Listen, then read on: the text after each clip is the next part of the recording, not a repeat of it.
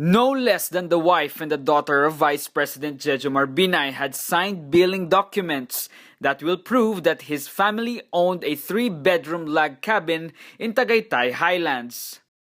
At the resumption of the hearing, Mercado presented documents including receipts to prove that the Tagaytay property belonged to the Vice President.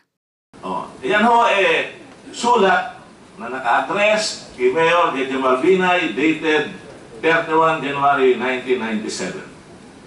Sabi po dyan, Dear Mayor Binay, we are pleased to inform you that you have been allocated a redwood type 3-bedroom unit at the Woodlands at Tagaytay Highlands. The purchase price of your unit is 15,600,000. Again, ipinasa po niya ang sulat na yan kay Mr. Limlingan para si Mr. Limlingan ang mag-ayos. Ayun po yung note ulit ni Mr. Dear Limlingan. Ito, M1. Your copy of the price and schedule of payment. Dear Limlingan.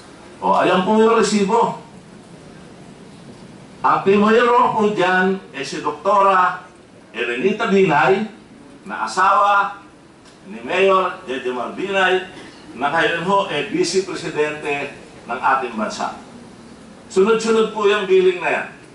Alam po ninyo, sa mga exclusive na lugar na ganyan, para ikaw ay magkaroon ng pribilehyo na makagamit ng kanilang clubhouse, makagamit ng kanilang golf course, kinakailangan pong meron kang unit.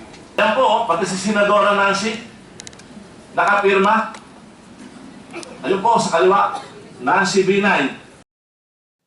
Binay had earlier denied that the property belonged to him. Arvin Mendoza, reporting for Inquirer.net.